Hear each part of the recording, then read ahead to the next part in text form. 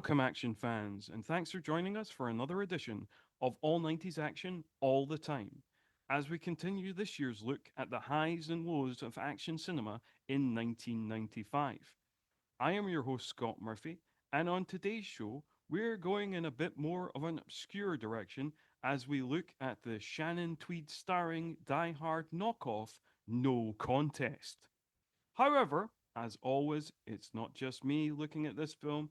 Instead, we have a very special guest in the form of Cage Rage host and Getting Dafoe You co host, Darryl Edge.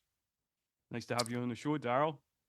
Hello, thank you for welcoming me here to your podcast to discuss this uh, film, which I don't know that anyone's ever discussed before or will discuss again. But it's great to be a part of podcasting history, all the same.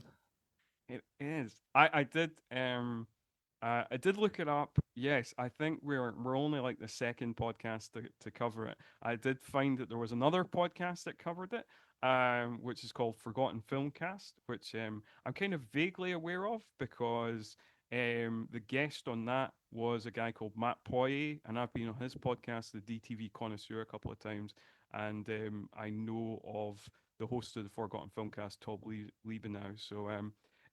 So yes, we are the second podcast to cover this as far as I'm aware, which is a bit disappointing because I honestly thought we've got to be the first, right? We've got to be. Who's talking about no contest? But no, Look at no, this. we are the second. Yeah, first the worst, second they best, the best as they say. So the standard starts here, as far as I'm concerned. Exactly, we are the bar. Yes, indeed. Um, which if you are of a particular inclination, could be the first wrestling reference of the podcast. More to come on that. Yes. So before we dive into this and hear a little bit more about your podcast, Darryl, I'll give the stats that I usually give for the film. So, No Contest premiered on HBO on March the 2nd, 1995, before being released direct to video in most other territories elsewhere outside of the States. It was directed by Paul Lynch, who does not have an extensive film directing career. He did, however, direct the sequel to this movie and is most known for directing the 80s slasher Prom Night. But he was a prolific TV director in the 80s and 90s and directed several episodes of several famous shows. It was written by two writers, the first of which is Robert C. Cooper, who, again, not an extensive filmography in terms of film. However, he was a regular writer on Stargate SG-1 and went on to co-create Stargate Atlantis and Stargate Universe. The other writer on the film is Arthur Basting, who it turns out, and it turns out in the research, is a New Zealand writer. So that's kind of fun. And he does not have an extensive filmography, but a couple of interesting facts about his writing career. He did write some of the songs for the for the Peter Jackson puppet epic that is Meet the Feebles, and he was one of the writers on a film called a New Zealand film from the 70s called Sleeping Dogs, which doesn't seem notable, but actually turns out connects our two podcasts because Sleeping Dogs was the film directing debut of one Roger Donaldson. And Roger Donaldson also directed a little film called White Sands, which I covered on Getting Dafoe You with Darryl. Hey, look at that. Full circle. Absolutely. I was blown away when I found that. So the last thing is critically, it has no Rotten Tomato score or Metascore, although it's got 14% audience score on Rotten Tomatoes. It has a 4.6 out of 10 on IMDb and a very surprising 3.0 on Letterboxd. Finally, there is no box office information because it was not released theatrically. So, Wow. yeah, there we go. That's the stats for today. Look at that. 3 out of 5 on Letterboxd. That must be based on 5 reviews. It's not. It's It's not. generous. It's not a lot. I think I saw it something like 700 people had logged it in their letterbox or something like that, or 750, something like that. Is it something? It was not high numbers, and I don't.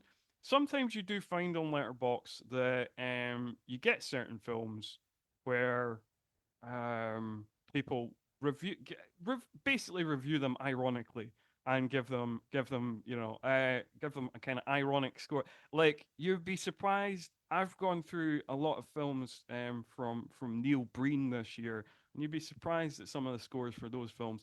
But so and if people are not aware, Neil Breen is like kind of in a kind of Tommy Wiseau type league. And his films are absolutely fucking bonkers, but very, very, very worth a watch. So, first of all, Darryl, tell us a little bit about your your both of your podcasts, and then tell us if you'd ever heard of this film before I message you on Twitter.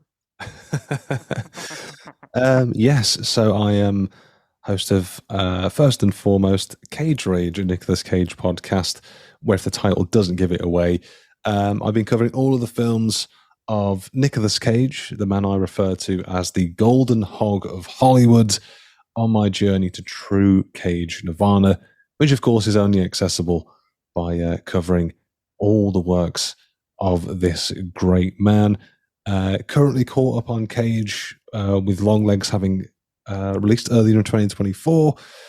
And speaking of Cage, myself and a fellow Nicolas Cage enthusiast, Petros Patsilivas, have joined forces to create a little podcast called Getting Dafoe You, in which we get to know Willem Dafoe, and each week we're joined by a guest aboard the Dafoe Commotion train to help us get to know Dafoe a little bit better, covering all the highs, all the lows, and all things Willem Dafoe. And as referenced earlier, Scott did join us for White Sands in our previous season as well. So between those, we are both doing what we like to think is the Lord's work and covering two of Hollywood's wild men and having a delightful time in doing it.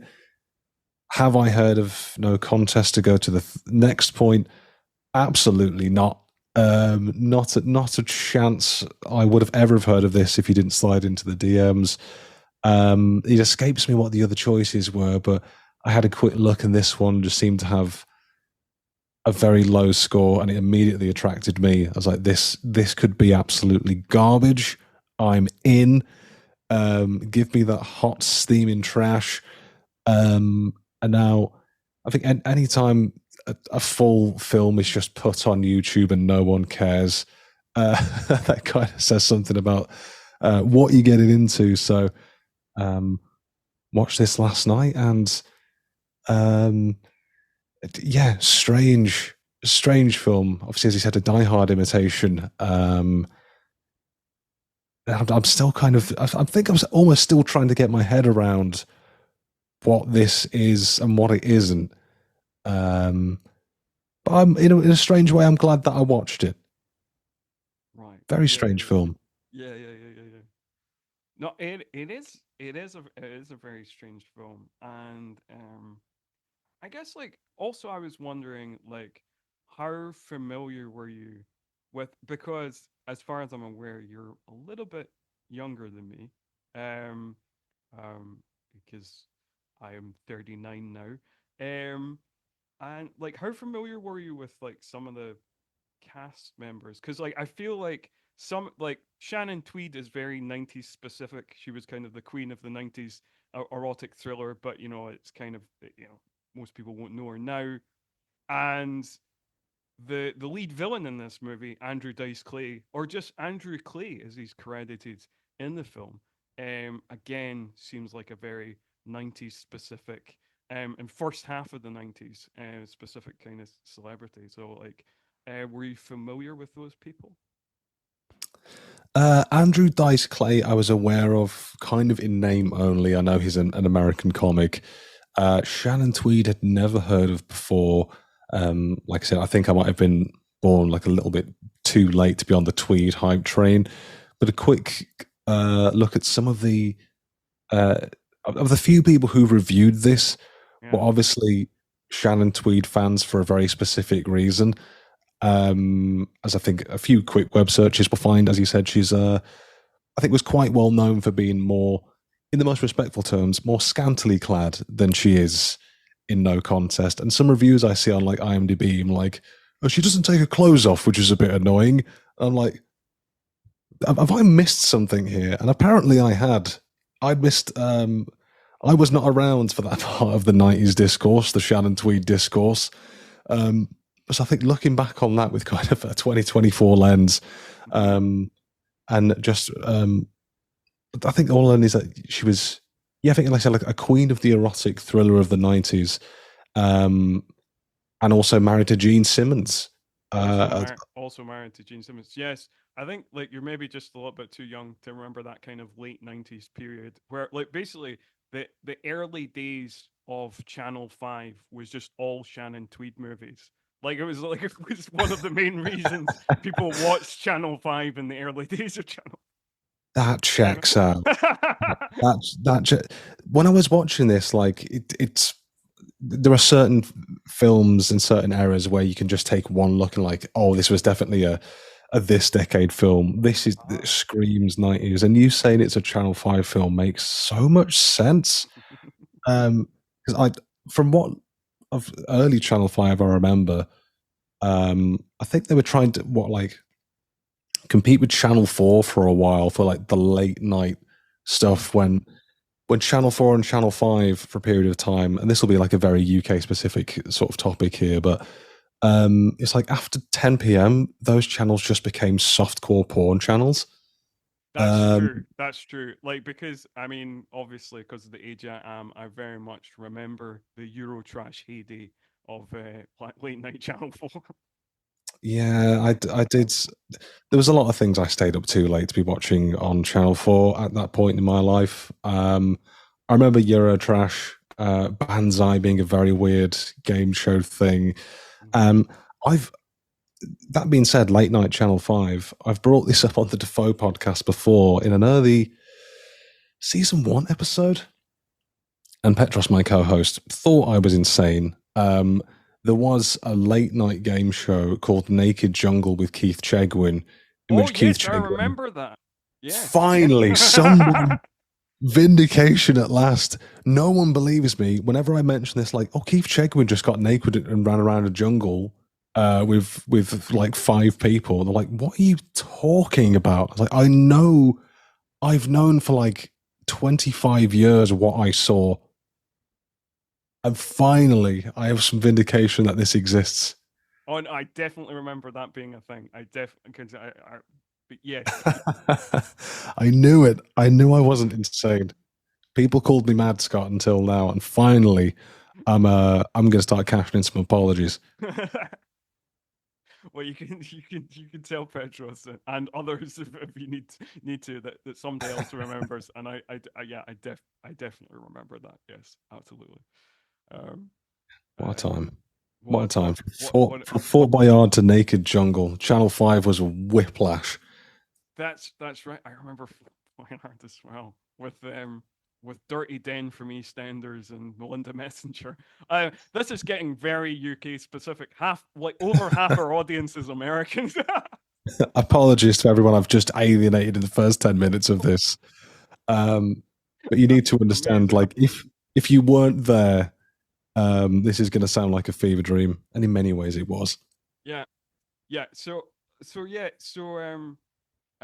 I'm he's fine in this movie, but yes, I'm not a fan of Andrew Dice Clay. And for people who are a bit younger, who are maybe in your age bracket or slightly younger, Andrew Dice Clay was a stand-up comedian who was very, very popular in the States in the late '80s and early '90s, sold out arenas and stuff like that. His um his act mainly consisted of misogynistic nursery rhymes. He was pretty terrible, and he was kind of like the Dane Cook of his day, basically. Like that's where I A would kind of benchmark. that's the kind of place I would kind of place him. So not a fan, but many people were mainly you can kind of picture his audience, like it's mainly straight white males. of a certain demeanor. So so yeah, but you know, like he's an all right villain, I guess. Um, in the movie. Yeah, he's about. He delivers his lines. Um, I didn't think much of his. I mean, to be fair, I think the majority of the acting in this is. I think hammy is the most generous way to describe it. If I'm giving it too much credit, maybe it's knowingly hammy. Because Andrew Dice Clay, I don't know, his hair changes sort of throughout the film. Then later on, when his villain just happens to know kickboxing and the fighting on the roof, and I'm jumping ahead a bit, but I'm like, whatever, fine. Why wouldn't Andrew Dice Clay just now have no kickboxing specifically for this moment, fighting beauty pageant queens? Why not? Just let it happen. Yeah, no, I mean that's true. I think I mean, obviously, um, this is not a kind of acting A team in this movie. I would say that, and even basically the best actor in the movie is Robert Davi, and even he's not really bringing his A game as Crane, the kind of person kind of helping outside. And Mm, if people don't recognize the name, they definitely recognize the face of Robert Davi, who's possibly most famous for being the main villain in License to Kill. Um, but he's been in tons and tons of things. He's been in a lot. So and he was also in Die Hard, funnily enough. So maybe they got him for that connection. He was one of the kind of bumbling FBI agents in Die Hard. it feels like he took this role as a chance to redeem himself. So, like, I can do more than bumble in a large building that has vents. Um, yeah, he was.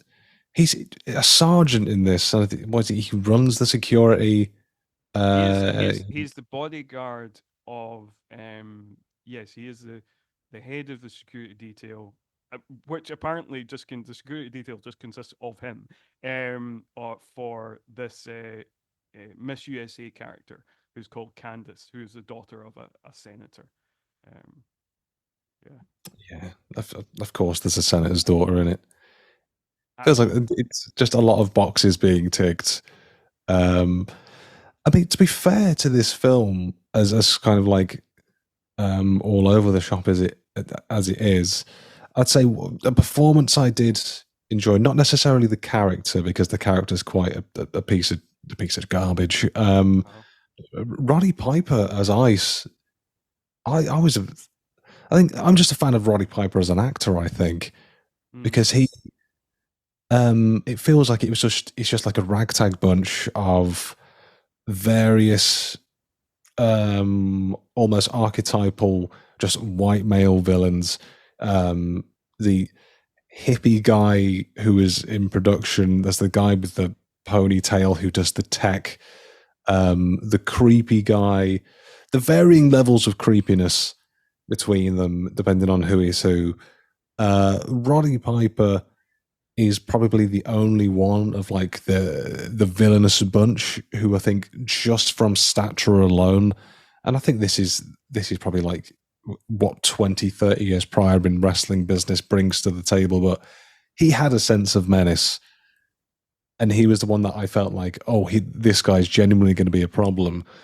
All the others were like, I don't really care about any of you. You're just there to make up the gang and steal your diamonds and stuff. But mhm. Roddy Piper, he felt like a threat, and I think he was maybe redeeming is the wrong words, but he sold me on sort of the danger of the villains in this. Yes, I think that he is the most threatening, and like you say, you know, like just in stature alone, because like this came out in '95, would have been filmed in '94. At this stage, Piper would have still been wrestling. He would have by that stage, I think he would have been in WCW by that stage, which he was for most of the second half of the 90s.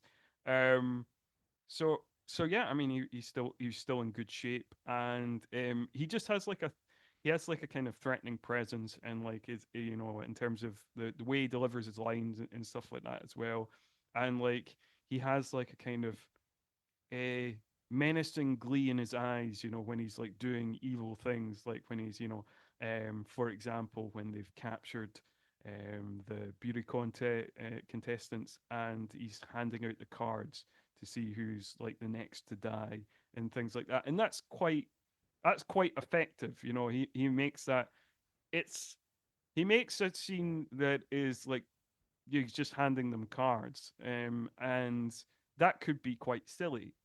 But he manages to effectively make it quite menacing instead. Yeah, that was like, I think just generally the way he like prowls around sort of the pageant queens when they've taken them as all hostages, and he's there's one lady he's threatening to like pull out the nose ring and sort of like peel off her nails and stuff. Mm. Um, and the rest of them, like I say, they feel like just very one note hammy villains, but he does feel like um, he's going to do something bad. He's going to maim someone. Like he wouldn't if he started just going around just like hacking people up or just like peeling off flesh or something like horrific like that. You wouldn't be surprised because he sells it. Even though he doesn't really have like a top billing in the film or anything, No. he's the presence I remember probably the most, even like more than like an Andrew Dice Clay, more than like a Shannon Tweed, more than a Robert Davi. There's something about him. And I think maybe I'm a bit biased as well because I am like a wrestling fan, and I have a soft spot for other films he's been in, like They Live, and I think he just enjoys a sort of like a B movie film. It's like Hell Comes to Frogtown and that kind of stuff. I think he just enjoys. I think he just enjoyed acting. I think he just had like a lot of fun with it. I think so. I always get the sense that he's having fun with it, and and I think you're right. I think that like even though some of the henchmen get more screen time, that he is definitely the most memorable of the screen villains. And I guess like if we're kind of cutting back to this being a Die Hard knockoff, he is the analog to Carl, who's kind of like the unkillable henchman in Die Hard, because like Mm. there's a lot of the kind of analogs. Because I mean, as we should maybe mention, obviously a lot of the Die Hard knockoffs change up the location, change up the place, Under Siege, it's Die Hard on a boat. Passenger 57 is Die Hard on a plane. Sudden Death is Die Hard in an ice hockey rink. So a lot of different ones, but this is just very much like it's just Die Hard. It's just like we're just doing it in a tower. I mean, I guess it is different because it's a hotel tower and not a skyscraper. It's not the headquarters of It's a a business. legally distinct building for copyright purposes. Exactly. Well, it's not exactly the same. This is a hotel. Nakatomi Tower was the head of a corporation. Okay. Exactly. Exactly. It's legally distinct. Lots of buildings have vents. Lots of protagonists just start wearing vests. Don't worry about it. that Don't that just is just true. don't read too much into it, and it'll be fine. That, Um, that is true. and it's Yeah, not set at Christmas as well. Very important. it is not set at Christmas. And although what it is one of the many films where we've got Canada pretending to be America because it was filmed in Toronto, which is why we've got mainly Canadian actors in the movie, and probably why we've got Roddy Piper, a famous Canadian himself. Yeah, checks out. Checks out. I think most of the pageant queens were all um if you go sort of by accent alone, and obviously people move around the world, and that's absolutely fine. I Mhm. would say, I think Miss France definitely Canadian. Miss Germany was definitely Canadian. Uh, Miss Canada was probably American if there was a Miss Canada there. I think there was a Miss England, There was a probably Miss Canadian. England. There was a Miss England. Yes, there was indeed.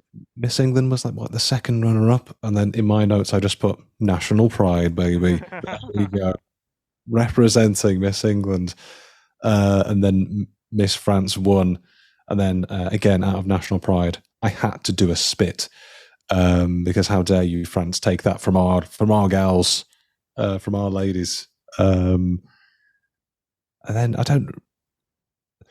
Then I think this is sort of what I was alluding to earlier. Like the film has a sort of like a pace about it, because I thought it was going to sort of not meander, but take a little while to sort of build up and establish what was going on. But within like the first sort of 10 minutes, there's kind of a speed to the way that everything is filmed, and there's some slightly like energetic music sort of like bumping away in the background. And before you know it, was it Oz? I think is like the nickname from Andrew Clay's character. He is he just walks in, and I'm sure there were some budgetary constraints to a low budget film like this. Probably was, but he just sort of walks in to the hotel with one of the worst wigs I've ever seen. It's pretty terrible. Yes, he's supposed to be a journalist of some sort. Yes, it's really really something. But like you It's say, yes, I mean, we should again highlight that it is a very very low budget movie. Yeah, obviously take that into consideration anytime we mention anything about this film. It is low budget. In that suit and that wig, though, and maybe this is like a specific reference, he reminded me very much aesthetically of the character of like Uncle Rico from Napoleon Dynamite. And I was like, that's the Oh, same person. That is exactly the same wig. The face looked the same. So I think it was a fake mustache as well. was a fake mustache. Yes, that's true. He does have a vibe of that, and I guess like he does. Him and Dietrich Bader look similar-ish as well. Yeah, there's definitely a similarity because I got, I'm just like sat down watching, like ready to get like try and follow along with this film, and then I see Uncle Rico on screen, and like 10 minutes in, I'm like, I'm out. I'm taken out. I'm like, what is going on? Right, just then all the villains start just they're either already in the building. So this is very much like a plan that's you're dropped in when the plan is in effect. Like it's happening quick. Either you catch up or you get left behind. There's already people that have infiltrated the building, like the hippie guys in production. Um, there's the tech guy who puts up a remote controlled gun in one very specific hallway and nowhere else, which just happens to catch these EFT agents. Um, so they must have had this place scoped out for a while. Yes. You don't need to know that; it's not important to the film. I think that so the film, interestingly enough, as daft as this film is, and as much as you can pick holes in the plot, I think the film does give an explanation to why the CCTV camera that's also like a machine gun turret is put in that hallway is because there is one door in the building that is for contractors to come into and isn't connected to the rest of the electronic circuit. So, like when he closes all the doors with the electronic circuit, that's the one door that he can't close doing that. So Right. that's why Okay. he put that gun in that hallway in that hallway alone because it's the only entrance into the they could have sneaked into the building. Ah, look. See, someone was paying attention. Lord knows I was trying. Lord knows I was trying. I was just like, he puts that remote control gun up and it's like, there's a little satellite dish on it, a little clear dish. Yeah. Um, he hooks it right up, and then he's just gunning people down with like a joystick later on. Um, and he sets it up like a video game as well. He shoots that one guy, and then he shoots the other guy in like was it like leg, arm, chest, and on his screen it comes up with like high score, like the dude, little arcade noise. Um, Yeah, I don't so know how he set up all that before. Like, there's a lot of questions around that. How he's managed to gamify this and set up all that but it's one of those. I guess it's one of those things of like it's the mid 90s. We don't understand computers. I mean, this came out in 1995, the same year as the net and hackers. So like we have no idea. Basically, hackers are wizards. I,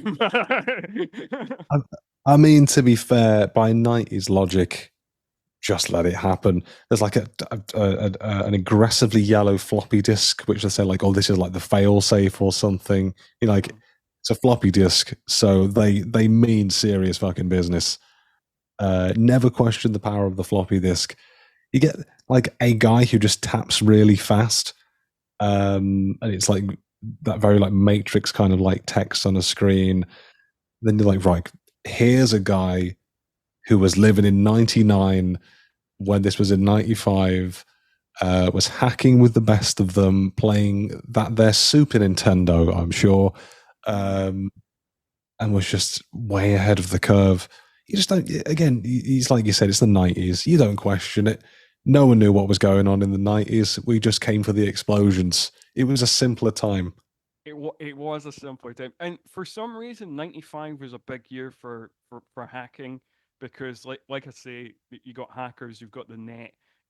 One of the films we've already covered is a Sylvester Stallone movie called Assassins, where Julianne Moore plays one of your. Also, like hackers in the '90s were always kind of cool as well. They weren't nerds. They were always people who like either were a bit hippified or they wore kind Mm. of leather jackets and cool leather jackets and Ray Bans and stuff like that. Don't know why that was, but we thought that hackers were A, wizards, and B, just super cool people.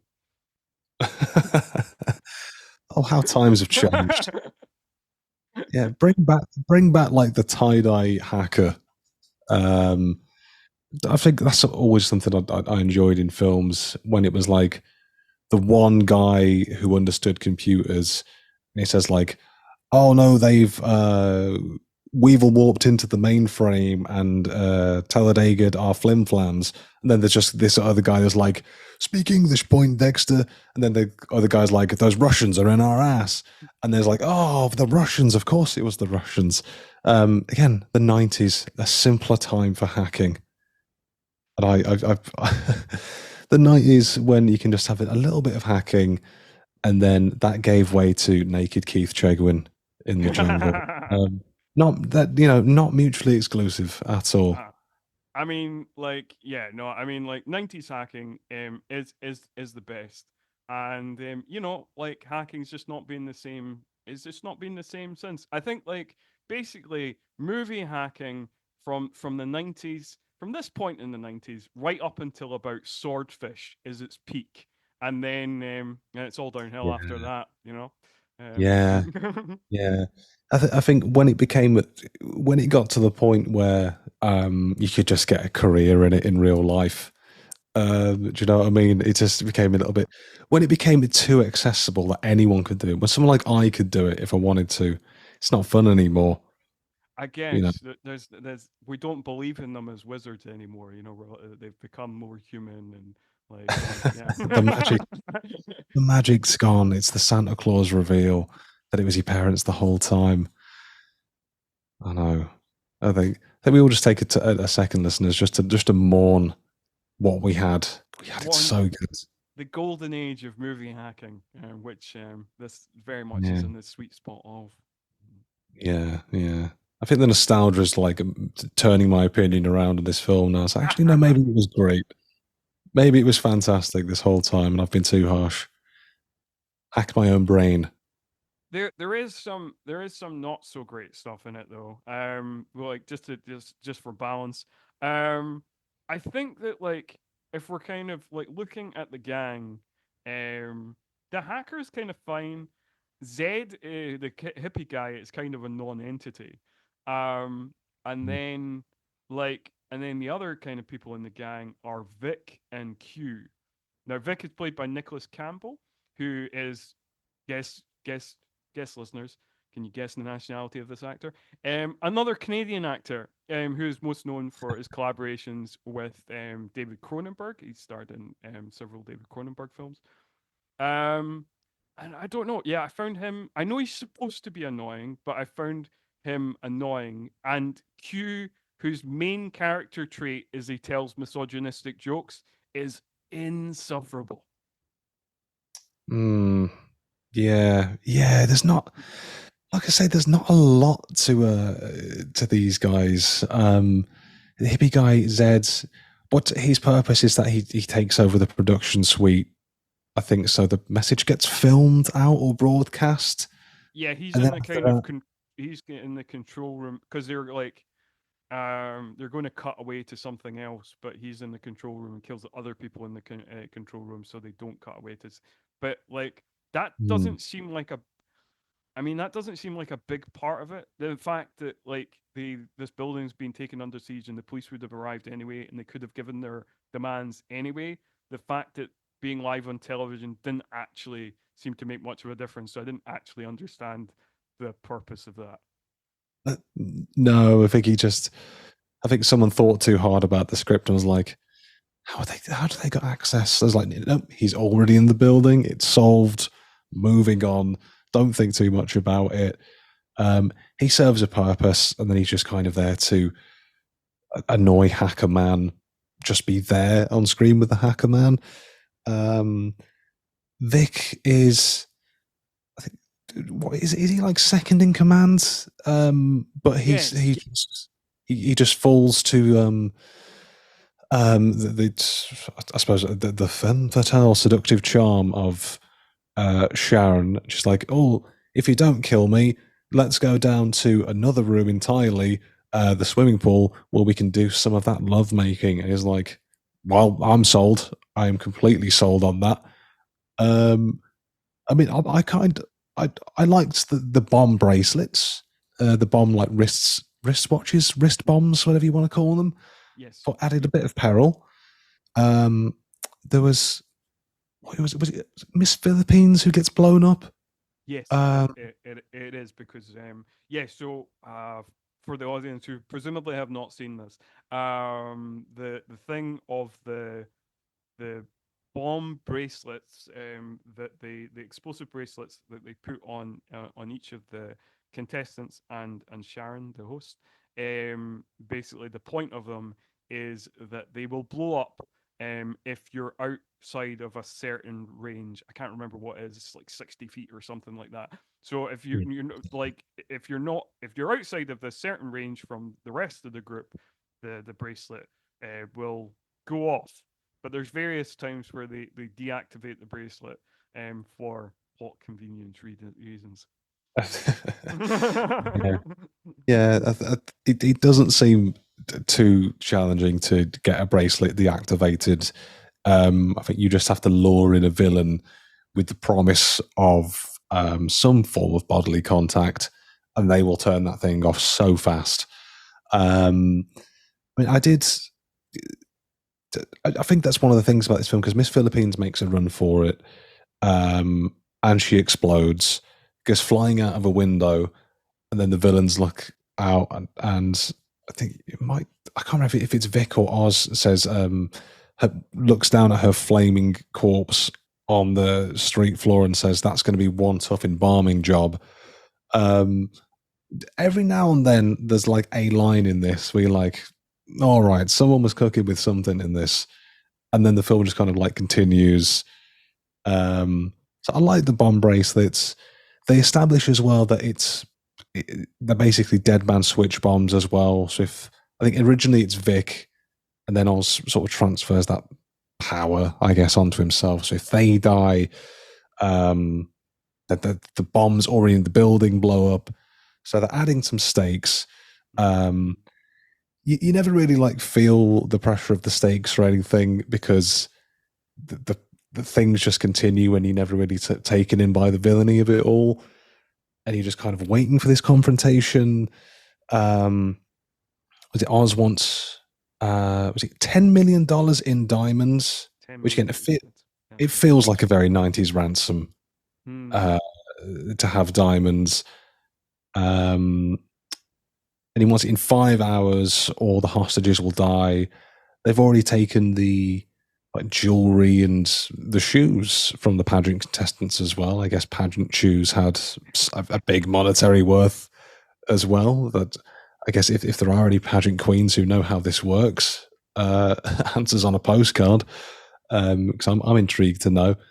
Yeah. Uh, Yeah, I mean, I'm sure they got big prices on whatever the 90s equivalent of eBay would be. Um, yeah, yeah. very, very. I don't think Amazon was even around then. I don't know how. No, In probably the no. I don't think so. I don't think so. But Bezos didn't have big, his loans just yet. big resale value in the shops. Yeah, like yeah, I don't even know who you'd be selling them to. Like those Must have been a pop. market out there to get like, oh, Yeah, like if I can have Miss England 1995's pageant heels, that would really solidify my 95. Um, markets the mortal mind, the maybe. simple mind cannot begin to Yeah, comprehend. maybe they were selling them on to QVC. I think QVC would have existed at that stage. Yeah, that makes sense how they can flog all that other cheap stuff.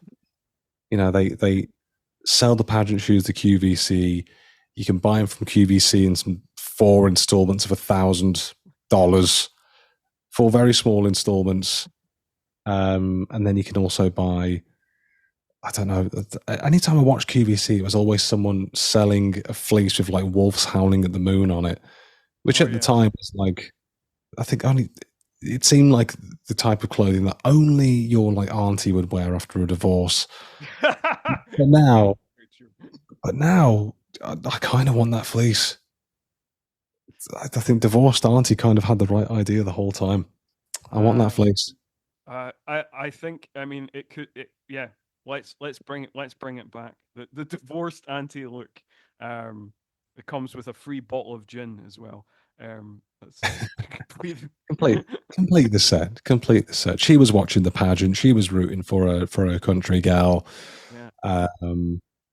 And we find out She had the bunting out and everything in her living room, like Bunting was out, some specially made like flapjacks for the event. This was a whole night in for your auntie back in the day. Watched Gladiators, then switched over to the pageant. Sailor Black was on after it. It was always a great Saturday night. Um, half the audience is baffled. Like, but mind you, I mean, there was American Gladiators, so they would have known that. So it's fine. Although I will they say that British Gladiators did have the better theme song. Sorry, America. Just a theme song, a Scottish referee no less, and we had. I don't know who they had or who they would have had at the time, but we had Wolf. that's true. We had Wolf. I'm sure they had an equivalent villain gladiator, but yeah, Wolf was the best. And also like that referee, you shall go on my first whistle. I'm doing a Sean Connery impression now. I don't know why. It was Sean Connery was the referee. You should go on my first whistle. Contenders ready, gladiators ready. I might as Um, well have been Sean Connery. yeah, Might as I mean, well.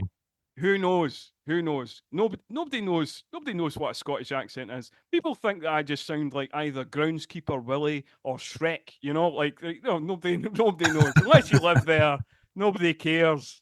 Nobody cares. Nobody cares that Sean Connery literally made up his accent.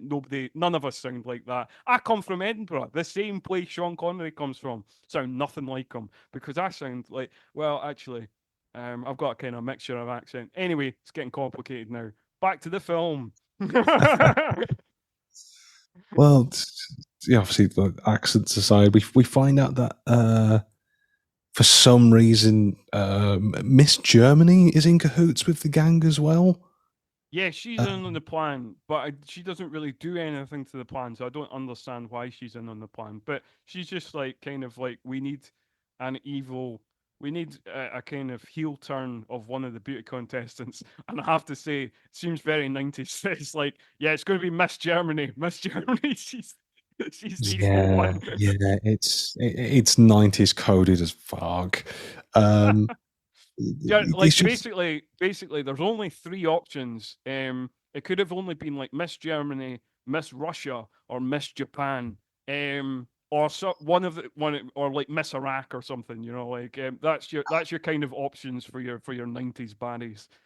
yeah, yeah, yeah. I think by process of elimination, Miss Germany was like, well, come on, it's been for like what 50 years by that point. We're still going on about it. Um, all she does really, because again, unless I miss something, I don't think there's any major narrative reason for her to be There is part no, of the there's no, gang. no, there's not. It just She doesn't do anything. There's no. no. It's like basically everybody in the gang kind of does something. Zed takes over the control room. The hacker guy takes over the kind of basement computer room. Like Ice takes out a couple of people and kills the winner of the beauty contest, the first winner of the beauty contest. Shoots Miss You know, France in the face. yeah, shoots Miss France in the face. And then yeah, and then Vic, he's out there doing stuff. So they all do stuff, but like there's like no point. It's just like a kind of a plot twist for a plot twist sake, where basically, Mm. um, you know, like the Oz character takes her into the room. You think, oh no, this is going to be like a sexual assault scene or something, and then Mhm. actually it turns out that like no, it's fine because she's a villain too, and they just want to they just want to get it on mid heist, like adrenaline's high, Yeah, yeah, it's yeah. When the SWAT and the EFT have swarmed the hotel, it's the perfect time to make love to Miss Germany. Great plan, Oz. Great plan. Um, That's why he is a master mercenary. You don't get to become a master mercenary without that kind of fine tactical thinking. it shows how little I know about the evil mind quite clearly. It wouldn't have been on my agenda. I think I assume Oz was just hoping to run down the clock and Yes, just I think so. have the diamonds delivered. Because obviously they let everyone else in attendance out, and they're very adamant, like we're going to keep the pageant queens. This is our I don't know money ticket here. The only one they make any sort of fuss about in the film, at least, is Miss USA Candice Candy, because as you said, the dad's the senator. They try to do a bit of empathy with her. She's like, "Oh, I don't really like pageants. I was always forced into them." Hmm. They sort of make it clear that her dad's a bit of a dickhead, and he Bit only corrupt. cares about like the victory and the high points, and he's not really too bothered that his daughter's a hostage.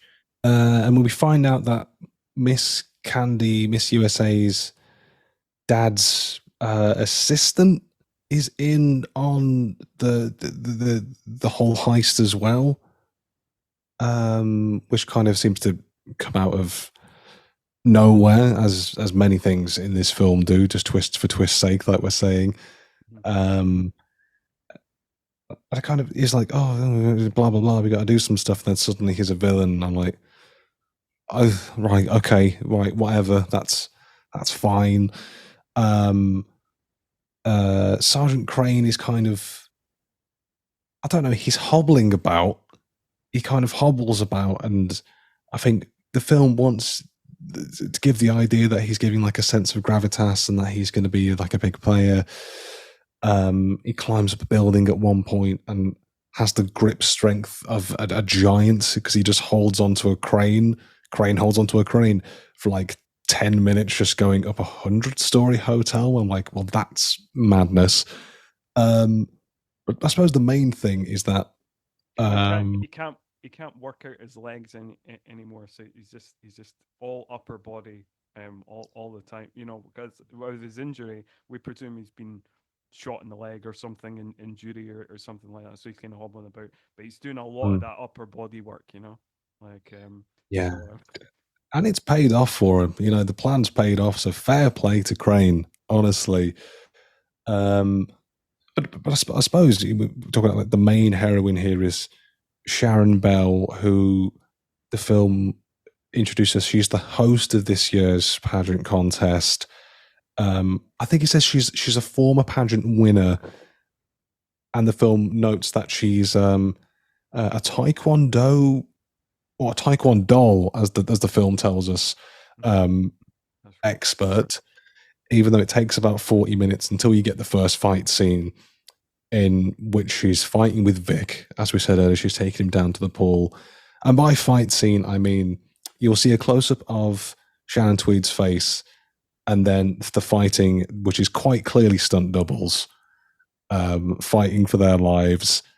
And the fights maybe leave a little something to be desired. A lot of kicks are being thrown. It always seems quite awkward.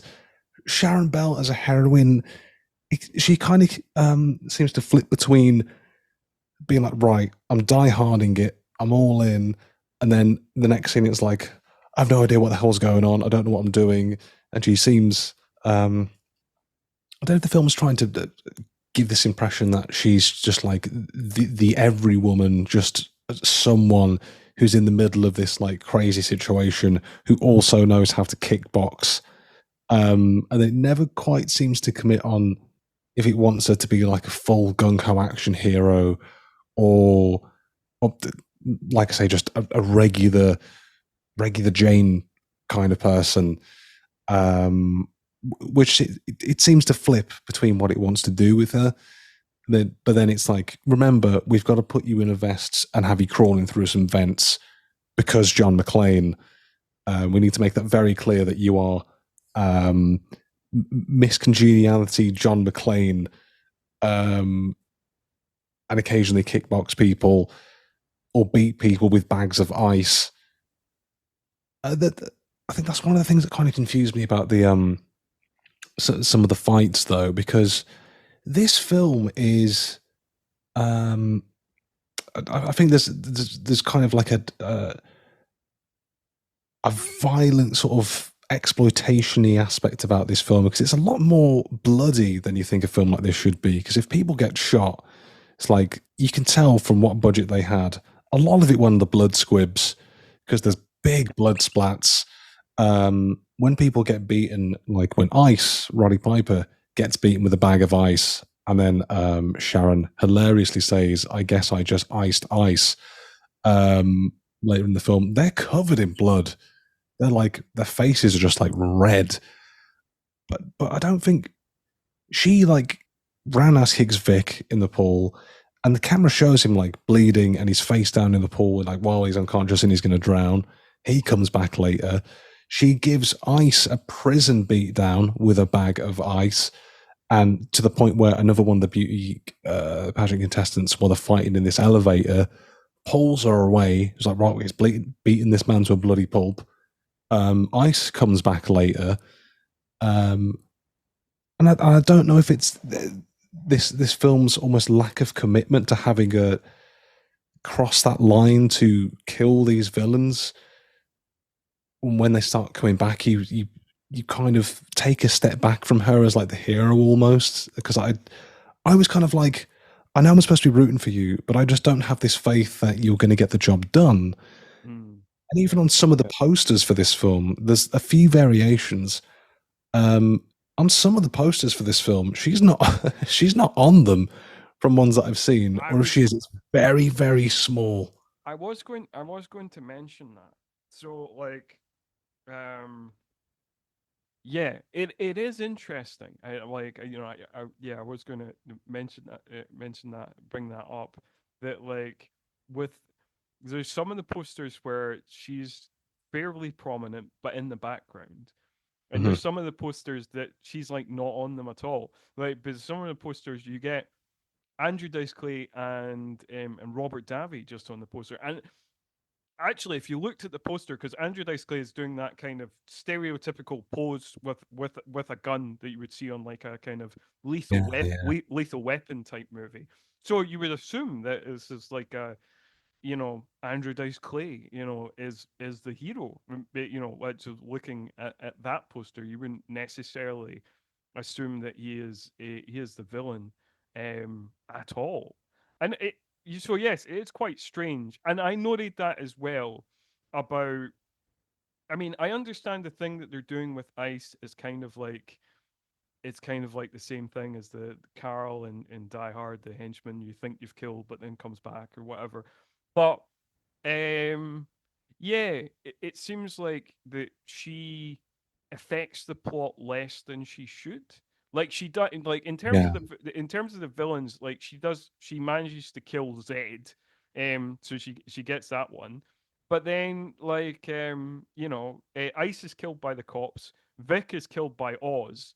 The hacker guy is killed by the kind of good guy hacker, the Nancy Polson character who we've not really mentioned so far, Yes. who's in the police truck. Um, so yeah, and yeah, so it is a bit disappointing. I mean, I guess she does kill the villain in the end, which we will talk about in a bit because that's one of the hilarious highlights of the film. But so yeah, it does feel, and I think like there is a kind of thing of, like you say, the fights are underwhelming, and that's because like none of the actors have any kind of fight choreography experience apart from Roddy Piper, Mm. and like so Roddy Piper's fights are the only ones that look convincing, and he's the one who makes them Yeah. convincing. Um, but everybody else is not of like a martial art background or anything like that, and and like you say, the stunt double work is hilariously obvious of particularly particularly Yeah. that fight at the pool where you're just like, that's just somebody else in a blonde wig. I mean, you could have got somebody who was just blonde, you could have got somebody else. I'm Yeah. sure, you know, and I do feel like I'm not quite sure why and this is no particular knock on Shannon Tweed, who is perfectly charming in the movie. She's not the best actress in the world, but like she's not terrible either, and she has a certain charisma. But yeah, I don't understand why they didn't get some like a Cynthia Rothrock or something like that. If they want to do like a kind of a Die Hard mixed with like some martial arts, like there was not a lot of action female stars. I guess in terms of like American ones, Cynthia Rothrock Mm. would be one of the very few that you could land on. But I don't know, like you think they could have got somebody who maybe had some martial art experience or something, maybe made the fights look just that bit more convincing. Yeah, no, I agree with that.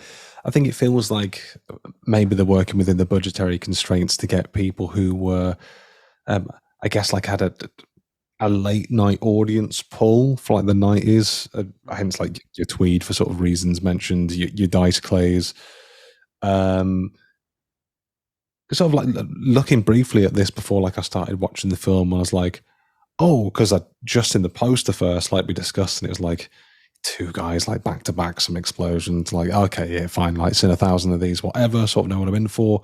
And watching the film, I was like, oh no, this is like an action film with a female lead. I was like, oh, like amazing. Like, I'm down for that. It'd be interesting. You didn't really see that in the 90s. Um, and I think it is helped, like you say, because Shannon Tweed does have certainly an on-screen presence. There is like a charm to her that does help the film and helps make it like watchable. And there wasn't really a point where I was kind of like massively losing interest, but I was sort of growing a bit weary. Sort of as much as there was like a pace to this film, I was often at points thinking it feels like there could be 10, 20 minutes shaved from this. The whole stuff, like we said, like Miss Canada, or Miss Germany, I should say, feels extraneous. It feels like there might be maybe one henchman too many.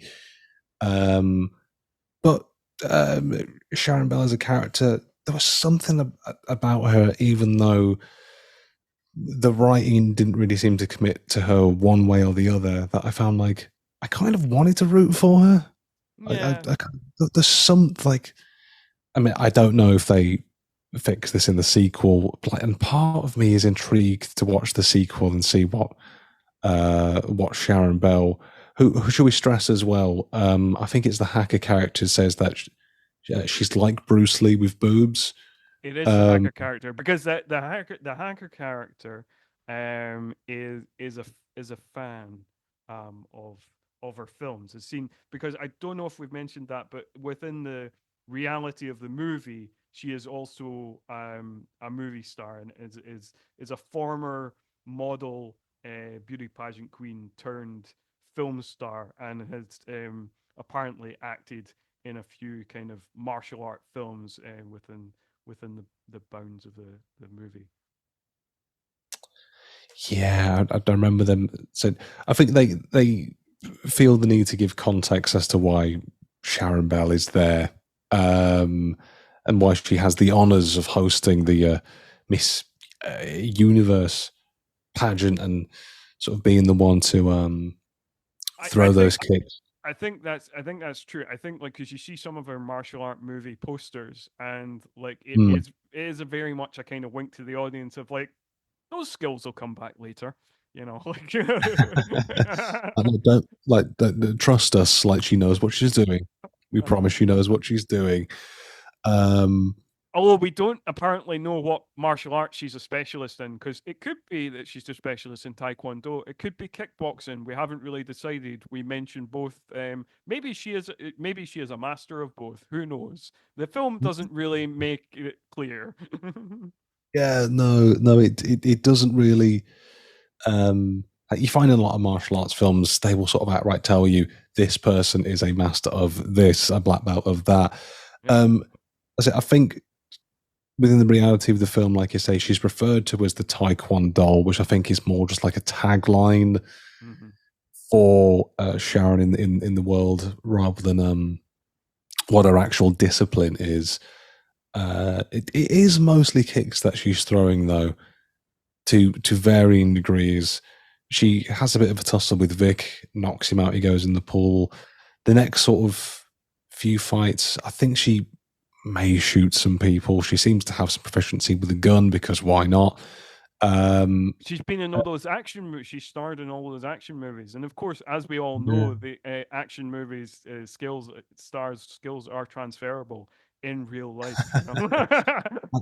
See, this shows that as an actor, she puts in the work, and then she can bring it into a real life scenario when it just happens to get hijacked, like effectively terrorists. She has there's the fight she has on the route with Oz, um, which um, this I think they've sort of figured out that now Ozzy's pulse is rigged to the hotel bombs, and they're like, oh, you can't kill him, otherwise everything's going to blow up. And you find out at a similar time that Oz actually worked for Donald, Miss USA's dad, running drugs from a shipyard, and they thought Oz had died in Colombia, but he'd faked his death, and now he's come back to get diamonds. It never really seems like those things are related, and they're just like, "Oh, we need a way to start connecting this stuff because we've given ourselves too many characters." So it's like, oh, we all happen to know each other. Doesn't mean anything in the grand scheme of the film. Then they're fighting, and I'm not sure if he backhands Miss USA or something, but then they're fighting. Oz and Sharon are fighting, and Oz does say, "I hit everyone equally," and I was like, "Oh, that's kind of funny." You take what you can get with lines, and it Yes. suddenly turns out um, they established that he was a drug runner, but now suddenly he also has the same, if not better, fighting skills than Sharon. And I think to be fair, he kicks the crap out of her until he ends up running off because I think someone gets a gun. Um, and she is very much bested. And I must stress as well, Oz is fighting in a full suit. Ozzy's stunt double, I should say, is fighting in a full suit. Um, I think you do hear Andrew Dice Clay doing some like dubbing in like a very like New York and to sell you on it. But this is one of the things though, because it's like if they'd sort of established that like Oz had a fighting background as well, which they don't, it's just a man just suddenly bests a woman in kickboxing on the roof of a hotel. And it's sort of this moment as well, because like you're well over an hour into the film that you're like, we kind of lose faith in Sharon as like a protagonist. He's like, okay, you've like great, I really want to root for you, but Andrew Dice Clay is just beating the shit out of you on this roof, and I'm trying to root for you, Sharon. Really, I am, but you're making it hard. Yeah, no, it's true because like I think it's just one of those things that and I guess this is true of a lot of action movies, but the movie is just expecting you to roll with. It's like these are as far as the film's concerned, kind of high level mercenaries, and just of course, mercenaries will have some proficiency in kickboxing. Because like Vic is doing some kickboxing, or Nicholas Campbell's stunt double is doing some kickboxing, and the same with Andrew Dice Clay's stunt double also doing some kickboxing. So I think it's one of those things where the movie is just like, well, like mercenaries. Like I think that's Yeah. about as much thought has gone into it, and I guess on that level we can't criticize it too much for that because like if you for example watch like a lot of Hong Kong movies, like if you watch like a lot of Jackie Chan movies, for example, basically everybody has some proficiency in martial arts in those movies. Doesn't matter Yeah. who it doesn't matter what character, and it's just like it's kind of the same thing with like for example, like John Wick movies, where like everybody is either an assassin or works for an assassin, and it's just like that's the logic of that universe, like so. I guess on that level, like it's just one of those things of oh wow, of course they know martial arts. Of course, Andrew Dice Clay knows martial arts. He is a master of disguise, and he knows martial arts.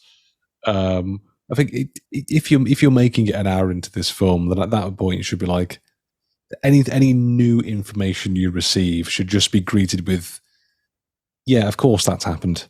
Yeah. Of course this person knows how to do this. Also, you mentioned that Andrew Dice Clay's character Oz being a master of disguise. I do love the fact that Robert Davi's character Crane apparently knows Oz, has met him before, has some affiliation with him because of the connection with the senator, and yet is completely fooled by Ozzy's disguise at the start of the movie, where he's just wearing a big suit, a bad wig, and some glasses, and he's kind of like, I think I might know that guy, but maybe not.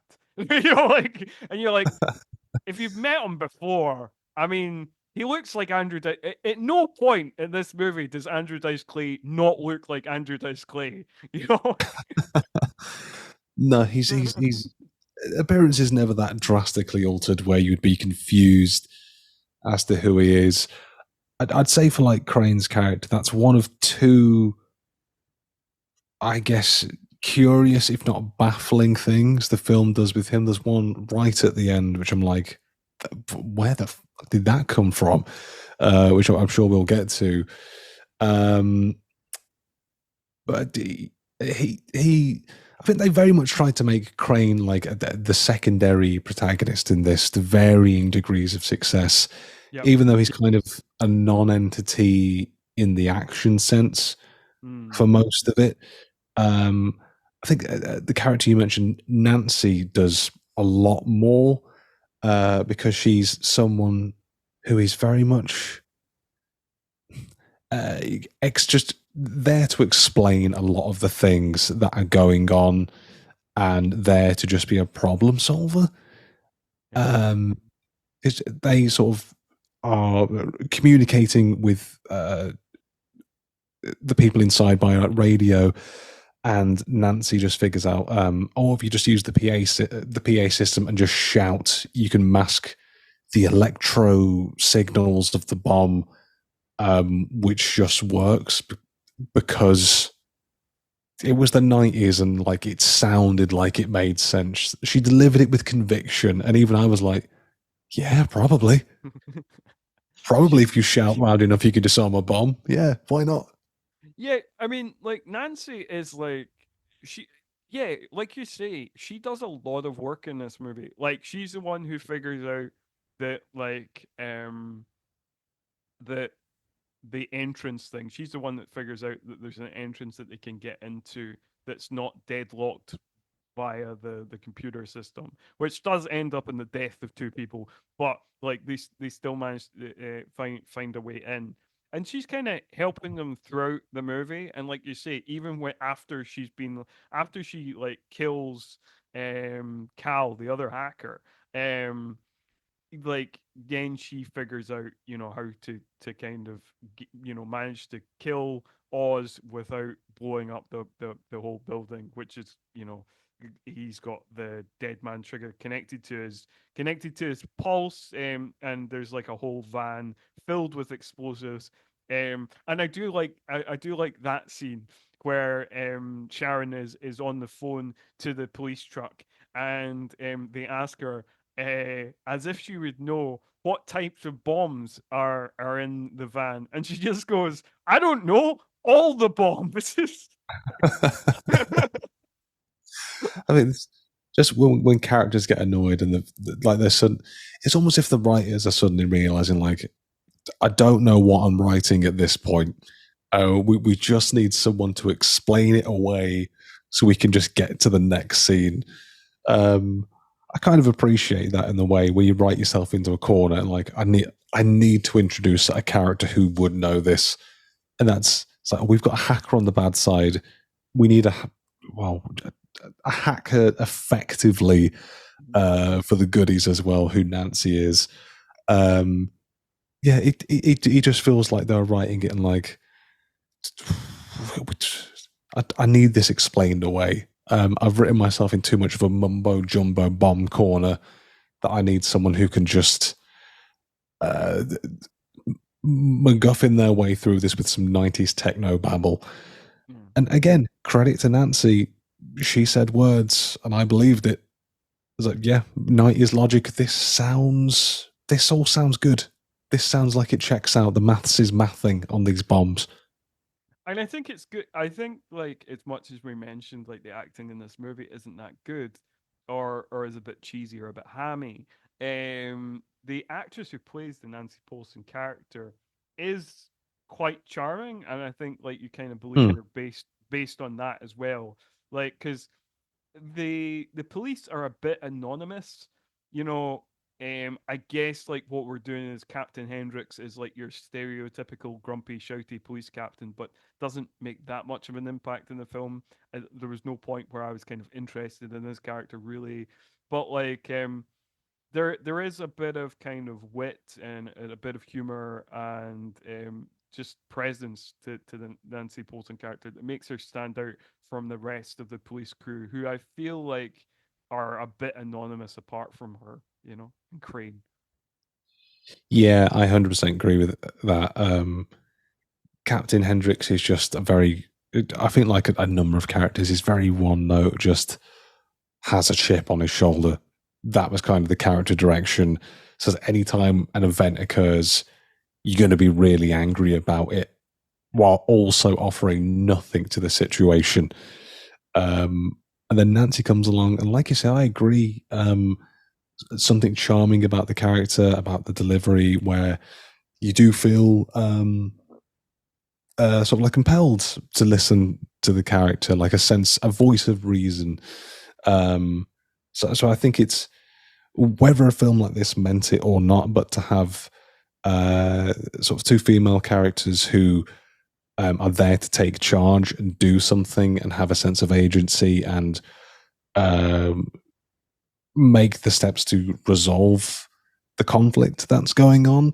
I was like, yeah, like go on, Nancy, go on, Sharon, scream at the PA to disarm the bomb, do a roundhouse kick unconvincingly. I'm on board by this point. I'm an hour into the film. Why not? Yeah, yeah. I think like as we mentioned, as you maybe mentioned a little bit, kind of previously, like this movie is certainly surprising in the way that it's kind of exploitative. Like if you just like told somebody like here is no contest. It's Die Hard at a beauty contest and it stars Shannon Tweed. You probably have, if you are aware of those, you know, those things, you probably have a certain amount of expectations of what this movie would be. And certainly, this movie subverts that expectations because this movie is A, way more violent than you expect, and B, Mm. has way less nudity than you expect. Yeah, yeah. I think again, seeing some of the reviews of this, like on IMDb, you could find some. Oh, this is me, like having like no concept of how long IMDb's been around for, but Mm, there are some people's reviews from similar periods in the 90s, and you look at the reviews from the 90s to more recent reviews, and those older reviews were kind of like, yeah, Sharon Tweed doesn't get her tits out in this one, 0 stars. So I think with the casting of Shannon Tweed, um, I think the film was trying to appeal to a certain audience who were familiar with her, familiar with um, her work in that period. Um, Maybe she was trying to rebrand herself in the action sort of genre as well and do something different for her. You would also, I think, expect some kind of like par for the course nudity for a film like this.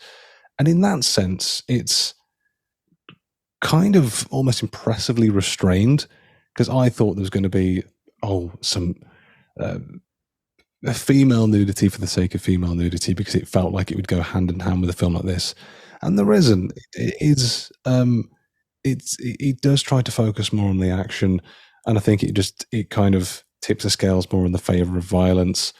Like I said, anytime someone's shot, it's just an explosion of blood behind them. There's camera shots of blood splatter on the wall. It looks like they've just taken a bottle of like tomato sauce and just thrown it against some paint for effect because it's very thick, very red. Um, I think they sort of said, you know what, we're gonna focus on the violence. mm. That's gonna be our thing, even though it takes a little while to get to the fights. And even though everyone is killing everyone, you will lose score on who people's body counts are in this. For sure, Um, for sure. it's like I say, it's one of those that you kind of just got to accept that Andrew Dice Clay is a hammy man leading a band of hammy villains, and then at the end of the film, actually, I'm saying this. He thinks he's a master of disguise. I've given him too much credit. The end of the film, they're like, "Oh my god, he's got away," and then he just walks through the hotel lobby dressed like a police officer. Um, and Sharon's like, "That's fucking that. That's the guy. That's literally him." And you're just letting him walk past, and she charges him on sight. In the last like 5 minutes of the film, they then decide, "Oh no, actually, we do want Sharon to be an action hero." And then charges him for a bit of a fight. Ice is still alive. He's gunning people down, and then he gets gunned down.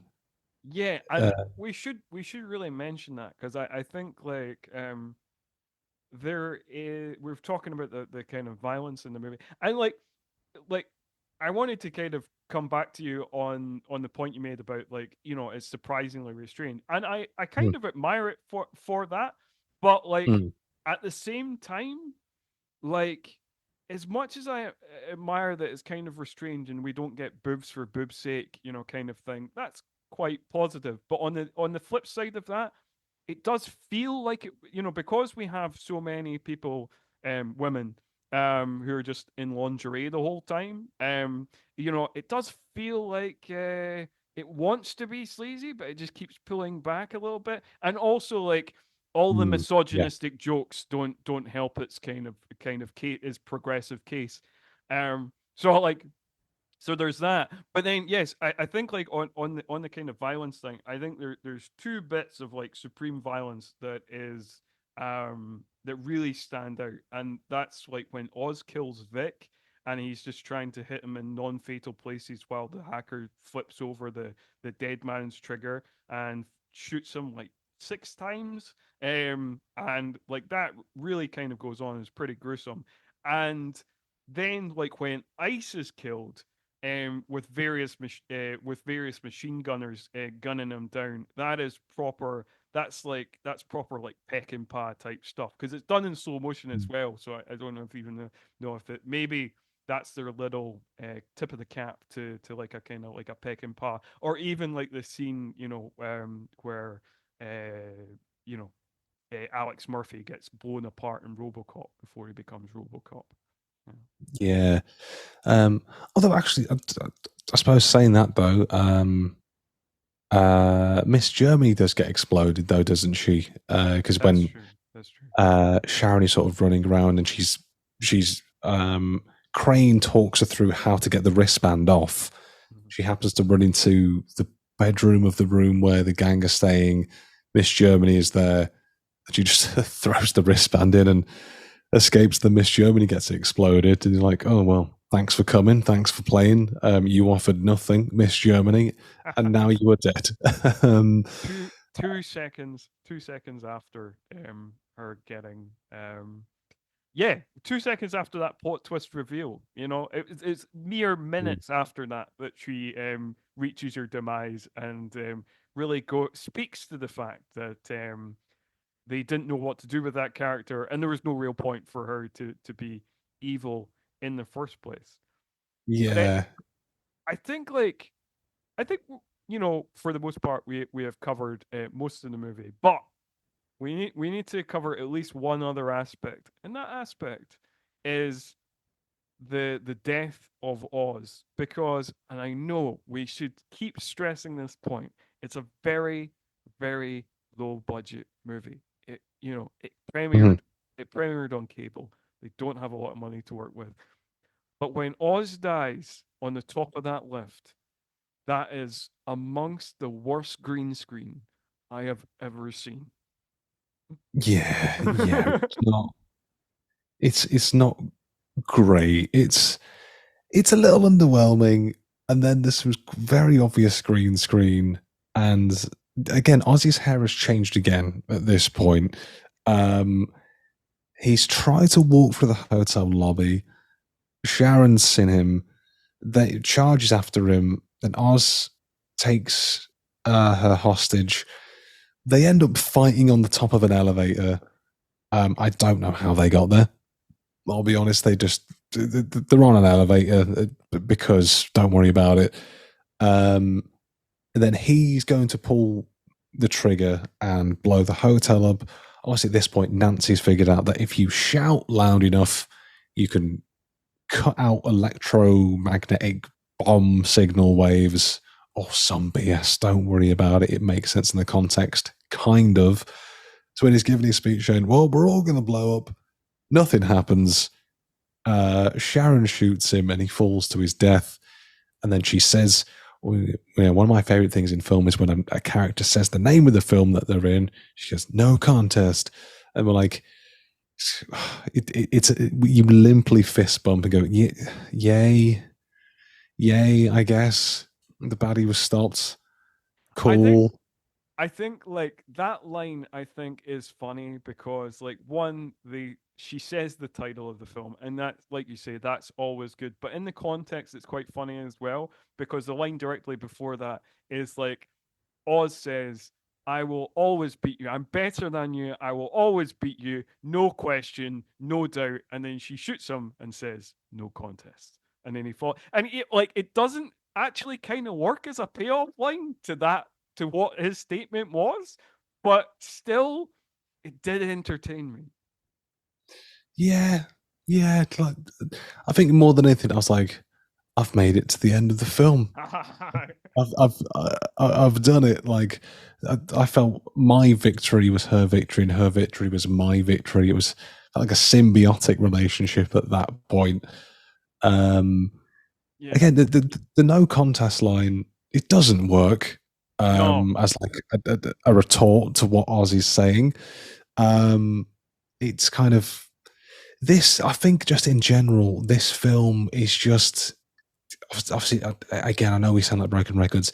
It's a low budget film that premiered on American cable, and it feels like they had one shot at the script to get it right, and they just didn't have the time to go back for edits and rewrites. Mm. So you can sort of tell that they keep introducing these characters. They don't know what to do with them. They either kill them or blow them up, or they get another character in to explain stuff that kind of gives them get out of jail free cards. And then they're like, "Oh, should we have a say the title of the film?" Yeah, why not? We've got 3 pages of script left to wrap this up. Types, no contest. And then you can sort of tell the writers were pinching the bridges of their noses in the hand as they put like the final punctuation on the script, and I'm like, "Look, we've been paid. Just make it. Just make this film." And then That's I that's think the that's very true. Mm. I think the most egregious thing about this film, and you know, as we can say, you can pick plot holes in this, you know, as far as the eye can see, and you know, it's easy to do so. The most egregious thing about this film, where I was like, "What the fuck was that?" Not in like a shot to like, "Oh my god, what the fuck was that?" But like almost an angry, was at the end when you know everything's starting to be wrapped up. Um, Donald wants Crane to be his bodyguard again. He's like, I accept. Now go fuck yourself. And he's supposed to be like, yes, Crane, stick it to the senator, stick it to this man. And then Sharon and Crane are having this conversation, and they're like, oh, by the way, what's your first name? He doesn't reveal it. He says it might be Maurice or something. I can't remember what it was. Oh, it's so I needed to check this out. Um this takes a little bit of explaining. Um so he says it might be Ephraim, and like, From and that is a callback to an earlier scene where they're on the phone together, and she's still trying to guess what agency he used to work for. Like, is he CIA? Did he work for the State Department? You know, did he do this? Did he do that? Was he a cop? And at one point, she says, does he work for the FBI? And he was like, no, I didn't work for the FBI. And she says, like, oh, that's a shame. I always fancied, and she says a name. I think it's Ephraim some bias, right?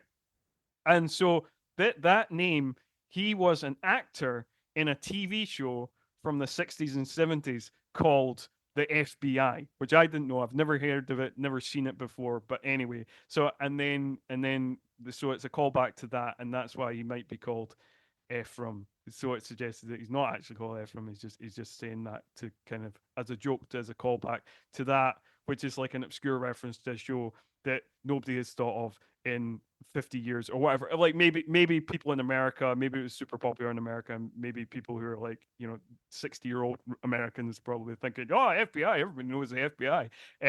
Anyway, so that explains that. That gives the context to that. oh, I felt my brain bleed.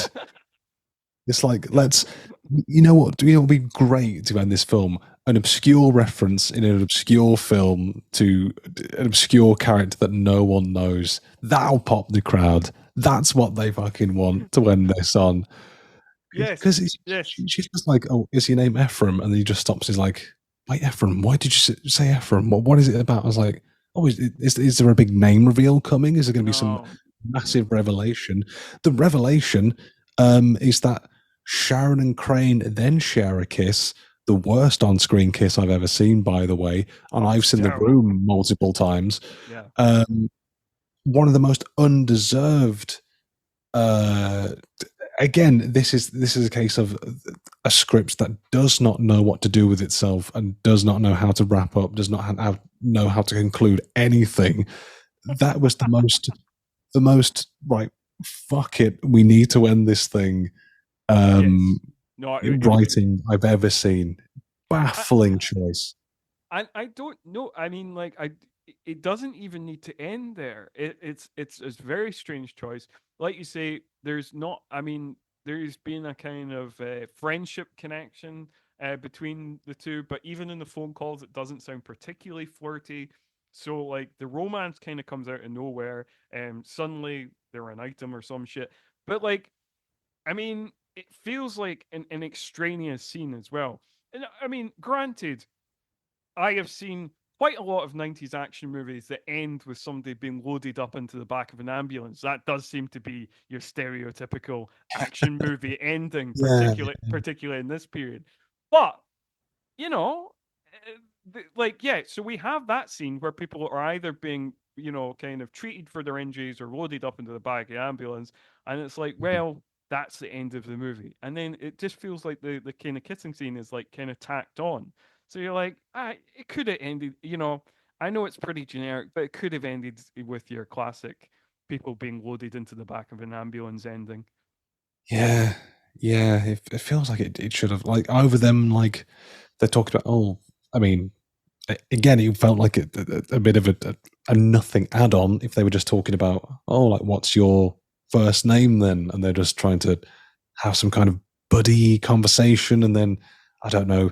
It's sort of like the camera pans up and it goes dark, and then it's credits, and then like okay, bit of a damp squib of an ending, whatever. If they didn't loading into the back of an ambulance, it's a safe, comfortable ending to an action film. It's done 1,000 times, but done 1,000 times more. But yeah, they've been through hell. They've been through hell and back. Put them in the back of an ambulance. Yeah. But no, it's like we have no chemistry. We have minimal connection. There's nothing to establish that we are in any way romantically or sexually inclined to each other. Nothing about our Perry makes any sense. No. Let's have a kiss and just I think send the it audience it happy. I think it is literally just one of those things of like it was the storytelling of the time. If we have like a man and a woman in a film and they are on a mission together, they've got to get together by the end of the movie. I think it's just the logic of the time. There is no reason for it. Like you say, they really don't have chemistry. Like you say, the kiss is awkward and terrible. But Yeah. it was just this was the storytelling of the time, unfortunately. Yeah. It feels like that might be the last thing that they shot, and then Gene Simmons was on set that day, and no one was really into it. It was just, look, we need to get this shot. Let's just get through it. We can go to the wrap up party, call this one a day. Maybe a podcast will cover it 30 years from now. Yeah, maybe. I mean, I don't know. I mean, would they allow Gene Simmons on the set? I mean, having Gene Simmons and Andrew Dice Clay on one set does seem like too much misogyny to handle, to be honest. Yeah, but Yeah. yeah, maybe it was, but uh, yeah, I don't know. I don't know. I'm just gonna. Yeah. I'm just gonna. It's So that's really us, Darryl. We have come to the end of No Contest. I think we have covered it. We've covered most of the film. So just to kind of wrap up, do you have any kind of final thoughts? Maybe favorite scenes or favorite lines, or just any other thoughts you might have on No Contest? yeah, so No Contest is, I don't know, for all its flaws, in the weirdest way, I didn't hate it. I don't quite understand why. Because there's a lot less of it was good than you might be expecting. It's just one of those films. I don't know what I was expecting. It wasn't what I was expecting. But there's a schlocky charm about it that I can't quite put my finger on. It's one of those films that I think back in the day, we talk about sort of Channel 5. If they said at 2 in the morning and like, and now next up is No Contest, it wouldn't be out of place to watch a kind of film like this after midnight, have it on in the background.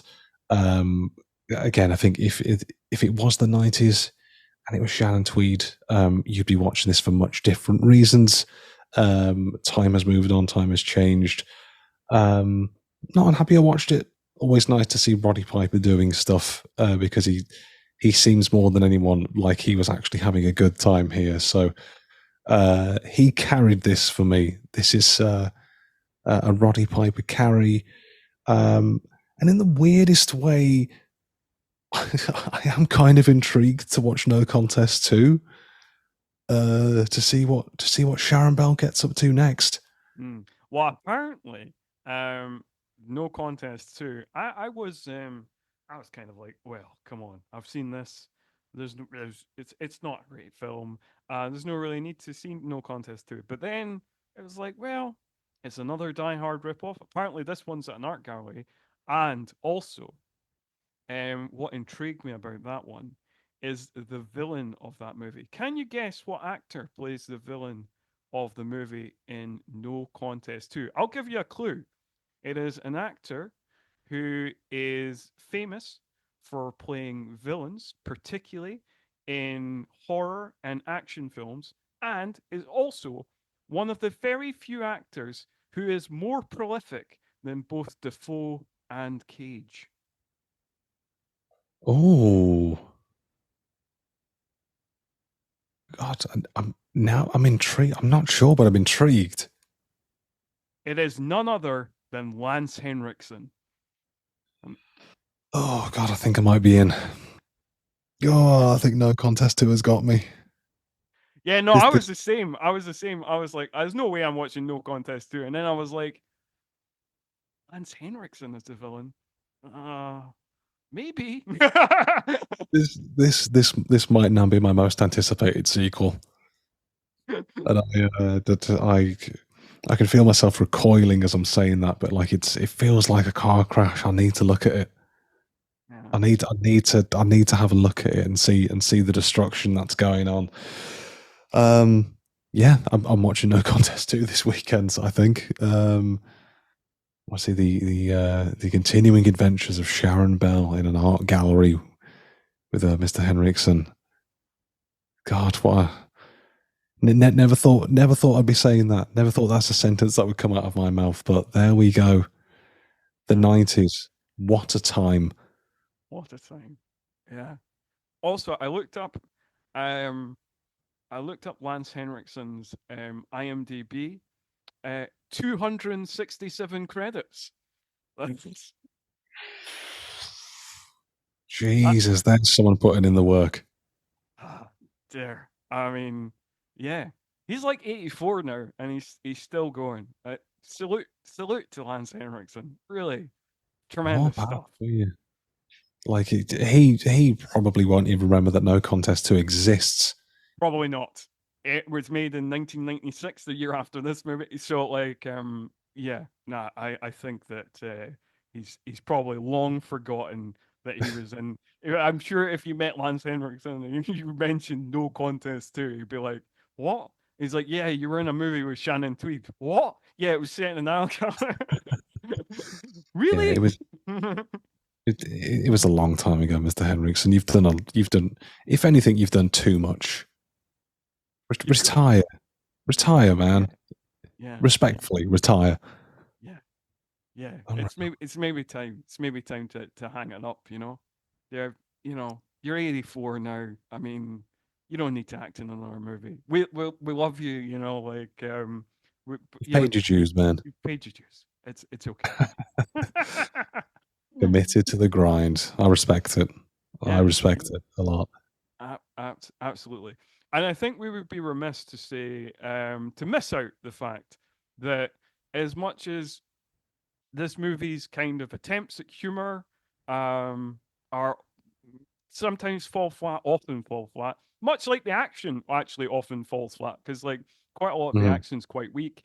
Um, but like you say, it does have a slight charm to it, and we should probably mention that one of the most fun lines in the movie is when after Sharon beats Roddy down with a big bag of ice, And the only reason she beats him down with a big bag of ice is so we can get to the line, ice just got iced. Which I'm sure the screenwriters high-fived each other when they wrote that one down. Even though it turns out ice was not iced because he comes back from the dead later. But I'm sure they were very pleased with themselves that day. Yeah, I would be. I would be. That would restore my faith in the script if I penned that, personally speaking. Yeah. Yeah. But yeah, I think that is all it is to be said about No Contest, and maybe more than should be said about about No Contest. To be fair, but yes, um, it just leaves me to say thank you very much, Darryl, for coming on the show. And this is your big moment to plug your shows as much as possible, and like obviously by the time this comes out, your latest season of Getting Dafoe will be finished because while Yes. we're recording here at the end of October, this will be coming out at the end of February 2025.